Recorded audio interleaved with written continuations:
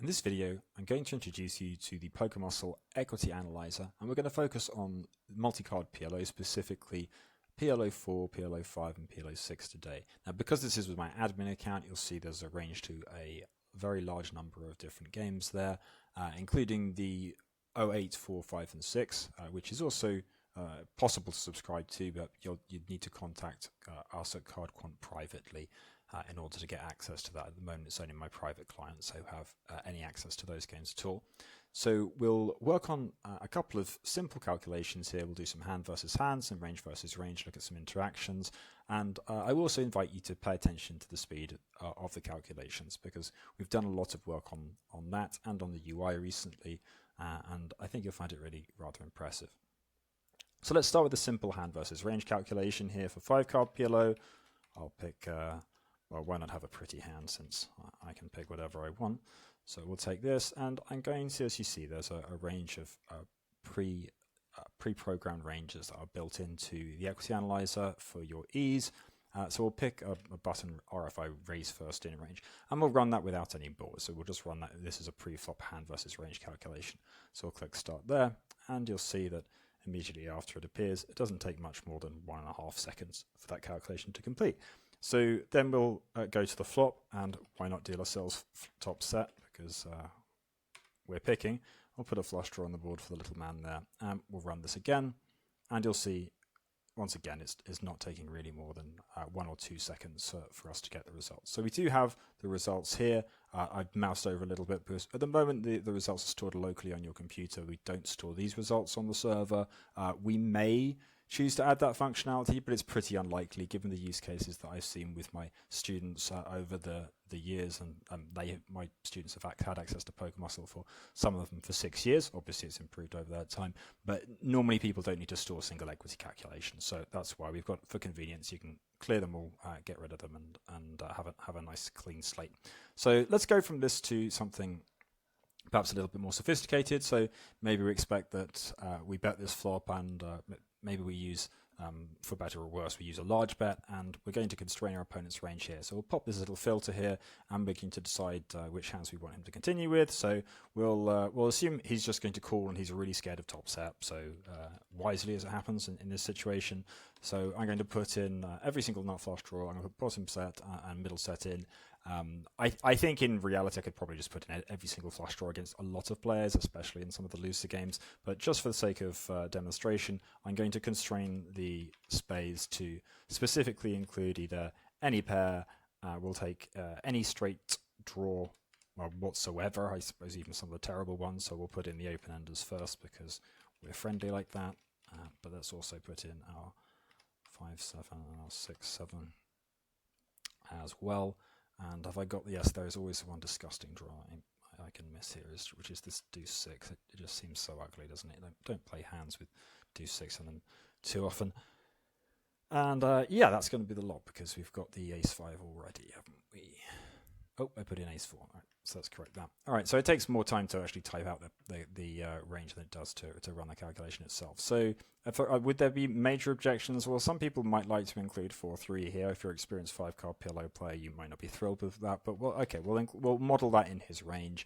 And then the other thing that's kind of natural to include would be something like king with the ace of spades blocker, and also I will put in some king with any kind of straight draw as well. And in fact, we'll just be able to copy over all of these straight draws here and pop those in. All right, so we've got quite a long string there. Anyway, so this is that's the filter on it. We'll run that to see how we're doing going to the turn. Of course, we don't actually know the turn card yet here. I'm going to be demonstrating in, I think, the next video that we can also generate the equity breakdown by turn card as well in the Equity Analyzer. But for now, I wanted to just keep it simple and just show the introductory calculations. Because whenever I've assumed knowledge, even often working with private clients, but certainly when I put out something a bit more publicly, there are always some people who I filter out. So if this insults your sensibilities and you think it's super easy, then I understand. But especially when one's one's been designing the software, it's very easy for me to assume certain things are easy that are not. So I never know what people won't know. All right, so we've got some simple hand versus range stuff here. Let's now also do a quick range versus range, and we'll do it on this flop. I think quite a cute thing to do here might be to take a 8.6 small blind 3-bet versus 60% range, and we'll take the button raise call 3-bet 6-handed. That's what my shorthand is there. It's transparent to me, but that's no reason it should be transparent to others. So we'll just run a quick range versus range there, which you'd be able to evaluate. Wow, that happened quickly. Where you're at in the hand. So here we see you're at close to 58.42. Obviously, this isn't a theory video, so I'm not going to go into too much detail about what you should do with that. I just want to demonstrate the capability. But as you can see, again, range versus range is just a couple of seconds. So that might not be like all that impressive to those of you who are familiar with equity analysis tools of various kinds. So now we'll set up a bomb pot scenario real quick. We've reset all of the ranges to 100%. But of course, in the bomb pot, we do know our hand. And we'll give ourselves something a little bit less friendly this time, so let's take something. Well, I'll give myself the Queen Jack 10 because we all love that combination, but then I'll make it look reasonably mediocre. And then, just to make us feel a little bit sad, let's take something like the 9 of hearts, 8 of diamonds, and 3 of hearts on the flop. So we've got one of these hands that looks like it's oh so tempting. And I'm just doing this to demonstrate the multi-way equity, and I don't really want to do double board capabilities actually right now. I want to do that in a separate video, so I'm not going to click the magic box. I guess this is that's as close as we get to a cliffhanger in today's video anyway. So I run this as a start with the promise that the next video on this will be showing the double board capabilities. But there you go, it happened, I mean, pretty much instantaneously. We've got our hand looking quite good here with its equity. Spoiler alert. Oh, actually, we've got the wrap, haven't we, Ben? Spoiler alert, this hand is not as quite as marvellous as it seems from its raw equity.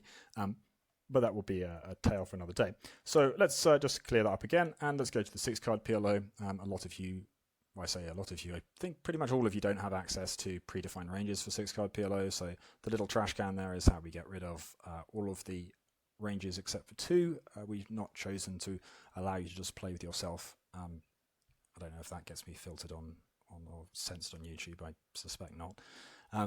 Anyway, so we're back to 2 players with 6-card PLO. I'll run through things a little bit with a bit less commentary here. We'll keep our pretty hand and just add in something. Why don't we make it really pretty? There you go, a beautiful hand for everyone to look at on my video. Ace of clubs there. We'll run that hand versus range, and we'll just do that without the flop initially. And as you're going to see, still we're taking about 2 seconds, right? So we do have a large sample size. I've seen some pretty hilariously low sample sizes of like, I don't know, I think like 500 or 1,000 hands on some of the equity calculators that you can get out there for this game.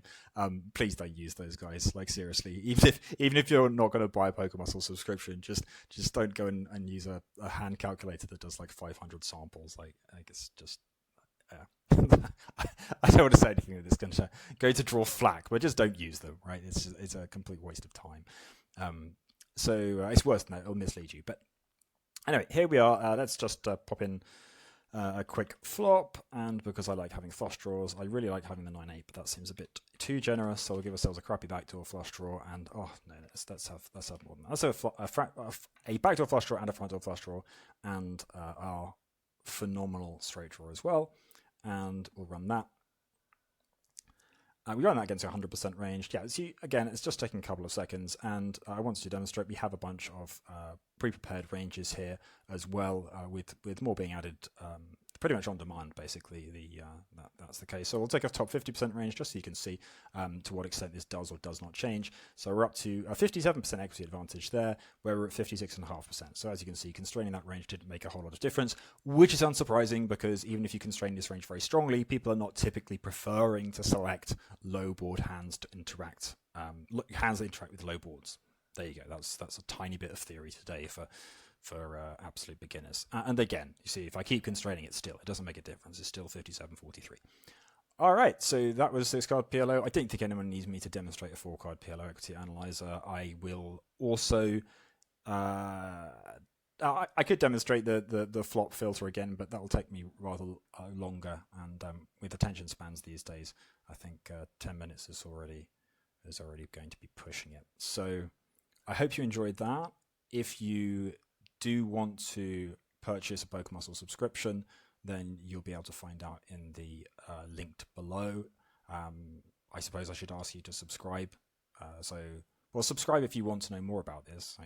That seems fairly obvious. And the main reason for that is I'm going to be showing you future videos about what is included within the Pokermuscle PLO 456 subscription. I'm not going to be showcasing what's available to my private clients because I don't want people to copy what we've built. So I've invested hundreds of thousands of dollars that has been raised. It's come out of my own pocket. It's been raised from the returns of the business. I've been running Cardquant, for those of you who don't know me, for over 10 years. We've been doing research into 5-card and 6-card PLO for 6 years, and I recommend, if you don't know already, go and look at the testimonials of the level of player that I've been working with privately. So if you're a low stakes or a mid stakes player, this is an opportunity for you to get access to some of the tools that I've been sharing with my private clients for a long time. If you're a high stakes player, then come right away and apply to Strategy Search to work with me privately, because if you play high stakes 5-card or 6-card PLO and you're not working with me, then you're really missing out.